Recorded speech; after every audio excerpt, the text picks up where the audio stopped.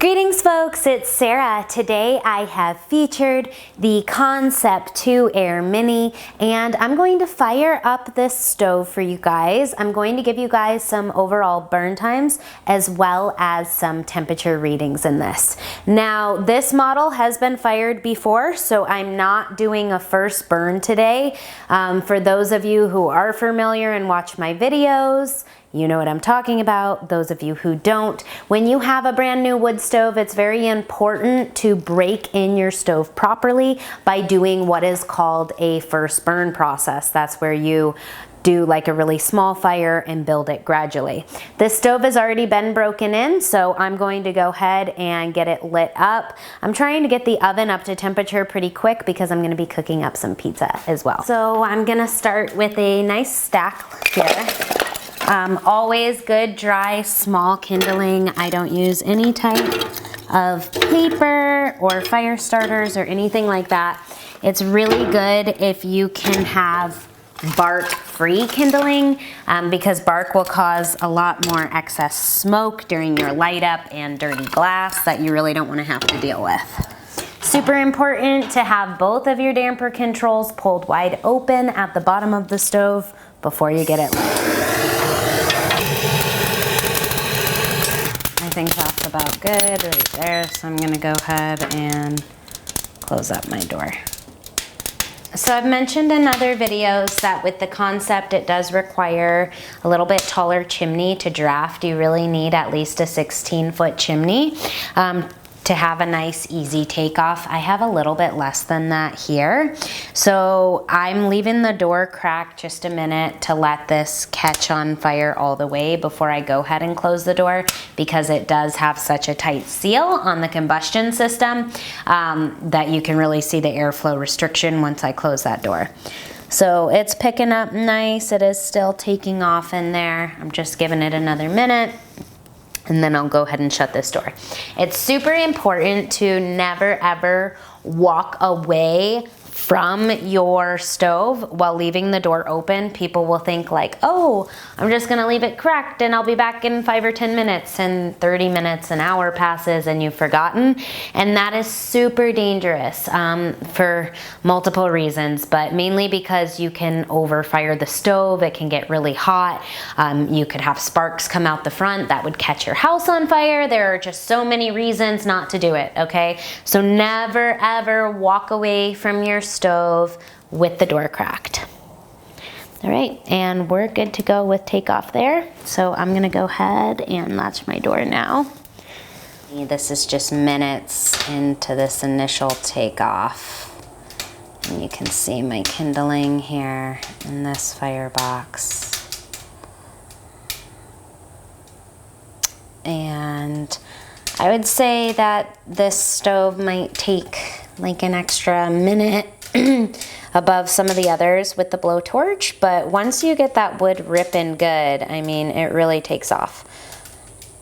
And where you heat up the back of the stove first and create a nice draft can help with smoke during the initial startup as well. I'm going to go ahead and load up with more wood. It's been about 10 minutes since my kindling has been burning down here. And I'm gonna get this stove up to temperature. So this model does have a tool to open your door, okay? So make sure you're using the tool here. These get super duper hot. So the firebox is pretty tall. You can get like a 12-inch length front to back. It's also 13 inches high, so you can also pretty much stand those logs up vertical. Honestly, if you're doing like a jam-packed firebox, standing the logs vertically can sometimes be the best way to get your longest burn time, especially if you've got rounds rather than these. Now, the type of wood that you're using during your startup process is going to play a big factor in how quickly your stove is heating up. So you can see I have super small kindling. You can hear my fire cracking. This is gonna heat up so much quicker than if you're throwing big long rounds into your firebox. So 10 minutes into this burn, I just reloaded it from my kindling burn down. I had a good bed of coals and then I stacked it up. So I'm gonna give you guys some temperature readings. There are convection air holes out the side of the stove. The heat pushing out there is 210 degrees. Top of the cooktop is sitting at 186 degrees in the front right corner, 176 in the front left corner, 172 in the back. Okay. Our oven, inside of our oven is reading 159 on this gauge. I bet you we're not very hot in there yet. Yeah, 220 on the side. Same, about 200. 187 on the bottom. So our oven's not quite there yet. Again, it's only been 10 minutes. We're just getting started. Side panels at the bottom of the stove here are reading 102 degrees.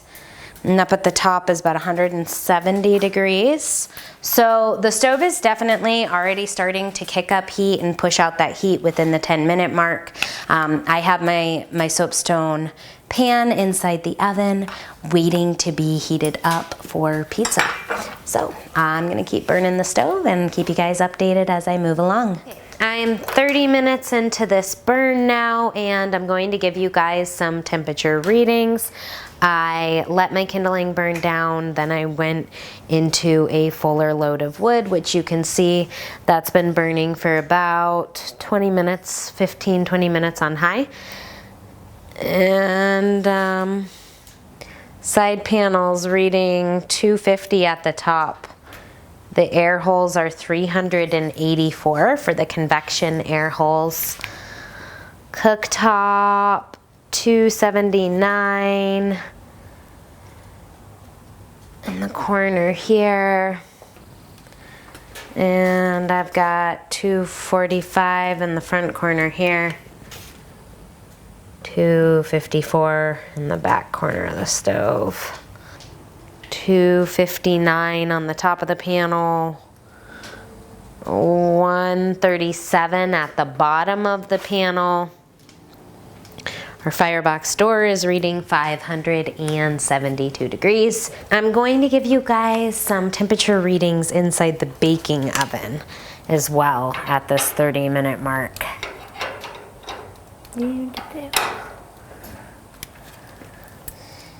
Ooh, it is hot. 490 on the left, 493 on the right, 411 at the bottom, and 410 at the top. My pizza stone is sitting at like 370 degrees. So that's pretty good. 30 minutes into lighting the stove, and the baking oven is a good solid 400 degrees inside there, I would say, as an average temperature. So I'm going to get ready to put my pizza in there pretty soon. I really hope that you guys found this overview helpful today. If you guys like my videos, please give me that thumbs up. Click the subscribe button in the corner of the channel. It helps me out so much when you guys like my videos. Also, I appreciate you guys being here for your continued loyal support. God bless and have a wonderful day.